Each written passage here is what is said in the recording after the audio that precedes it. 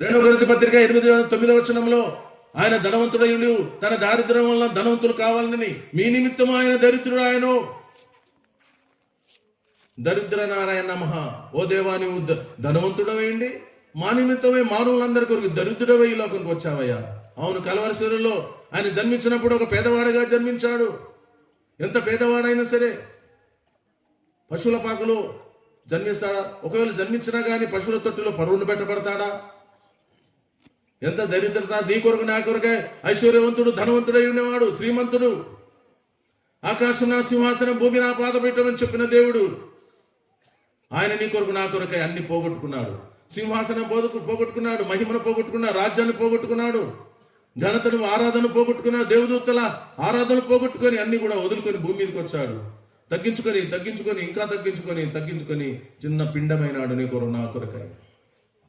రక్షకుడిగా ఆయన ఈ భూమి మీద 33.5 సంవత్సరాల వరకు ఉన్నాడు. సిలువలో ప్రాణం పెట్టాడు. పంచగాయ నమః. ఓం శ్రీ పంచగాయ నమః. ఓం అంటే కూడా దేవుడే అనంత, అది సంస్కృతం, అది హిందువుల పదం అని కాదు. ఓం అనగా దేవుడు.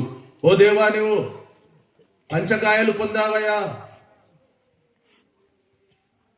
పంచగాయ నమః. ఎవరు ఆ పంచగాయాలు పొందింది? యేసుక్రీస్తు ప్రభువు వారే. 2 చేతుల్లో 2 గాయాలు, 2 కాళ్ళల్లో 2 గాయాలు, ప్రక్కన ఎన్నైనాయి? మానవుడి పాపాలు ఎన్ని? మానవుడు పంచేంద్రియాలతో చేసిన పాపాలు అంటే 5 పాపాల కొరకు 5 గాయాలు.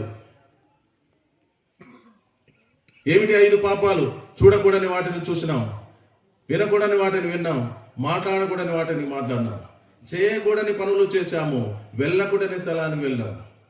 ఇవి ఇంద్రియములు అంటే శరీర అవయవాలు. ఈ 5 అవయవాల ద్వారా మానవుడు చేసిన పాపాలు, 5 పంచేంద్రియములతో చేసిన పాపం బట్టి యేసు ప్రభు పంచగాయాలు పొందాడు. ఆడికి ప్రాయశ్చిత్తమైంది, విముక్తి, విమోచనము దొరికింది. నీ పాపములు పరిహరించబడ్డాయి. తన అతిక్రమలు పరిహారం పొందినవాడు, పాపంలో ప్రాయశ్చిత్తం పొందినవాడు ధన్యుడు. యెహోవా చేత నిర్దోషి అని ఎంచబడినవాడు, ఆత్మలో కపటం లేనివాడు ధన్యుడు. నీ ఆత్మను పవిత్రపరుస్తాడు యేసు ప్రభు ఒకడే. హృదయాన్ని శుద్ధిపరుస్తాడు. ఒకడు కొత్తగా జన్మిస్తేనే కానీ వాడు దేవుని రాజ్యంలో ప్రవేశించలేడు. ఎవడైనా క్రీస్తునందున వాడు నూతన సృష్టి, పాతవి గతించను, ఇదిగో సమస్తము కొత్తవాయను. If any man be in Christ is new creature, new man.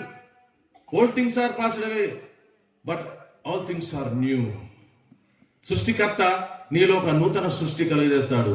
ఈనాడు నీకు రక్షకుడే కాదు, నీకు సృష్టికర్తగా ఉన్నాడు, ఒక నూతన వ్యక్తిగా చేస్తాడు.